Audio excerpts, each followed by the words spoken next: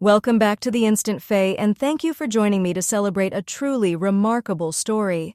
The world is reflecting on the incredible legacy of Jane Goodall, so let's take a moment to appreciate her journey.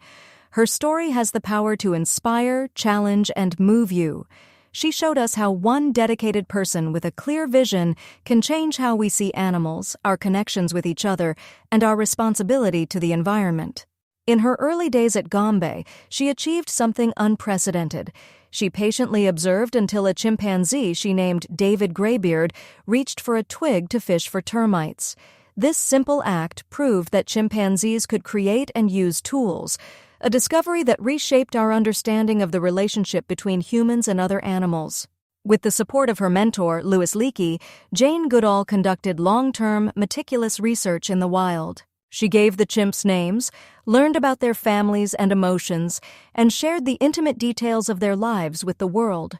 As the years passed, she transitioned from her daily fieldwork to champion a larger cause, saving the chimpanzees, protecting their forests, and preserving our shared environment. She founded the Jane Goodall Institute in 1977 to continue the research and protect species and habitats. Later, she started the Roots and Shoots program to empower young people to lead community projects that benefit people, animals, and the environment. Her commitment extended beyond speeches and books. She actively supported chimp sanctuaries, like Chimpunga, which cares for rescued chimps, and she worked tirelessly to end the use of chimpanzees in medical research. Jane Goodall passed away from natural causes on October 1, 2025, at the age of 91, while on a speaking trip in California. She never stopped doing the work she loved and always encouraged us to contribute in our own ways. Over the years, she received numerous honors, including the U.S. Presidential Medal of Freedom and the title of Dame Commander of the Order of the British Empire. Yet, she consistently redirected the spotlight away from herself and onto the mission. Her life's work feels more relevant now than ever. First, she revealed how patient and compassionate observation can uncover truths that force and haste will overlook. Second, she proved that science and empathy can coexist. You can gather data while still communicating with heart and optimism. Third, she built a bridge, showing that the well-being of people, animals, and the planet is deeply connected. When forests disappear, families suffer.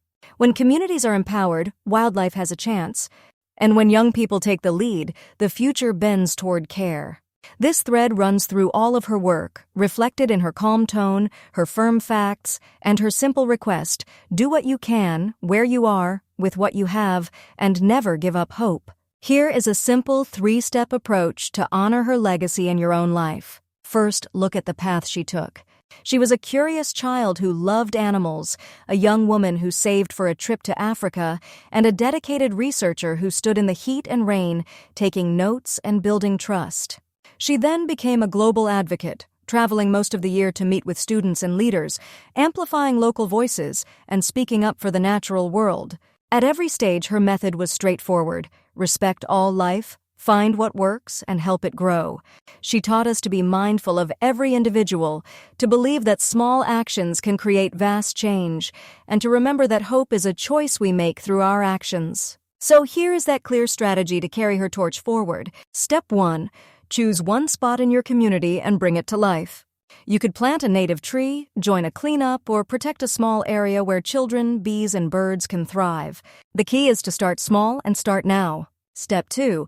Make one change each day to reduce waste. This could be as simple as carrying a reusable bottle, repairing something instead of replacing it, choosing more plant-based meals, or explaining your choices to a friend.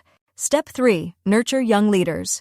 Join a Roots and Shoots team, mentor a project, or support a school eco-club to help prepare the next generation to build upon what we leave behind. I'd love to hear which part of her story resonated most with you.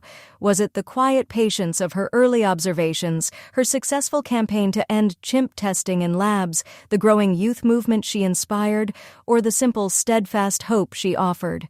Let me know your thoughts, and if this story moved you, please share it with someone who also cherishes animals and our wild world.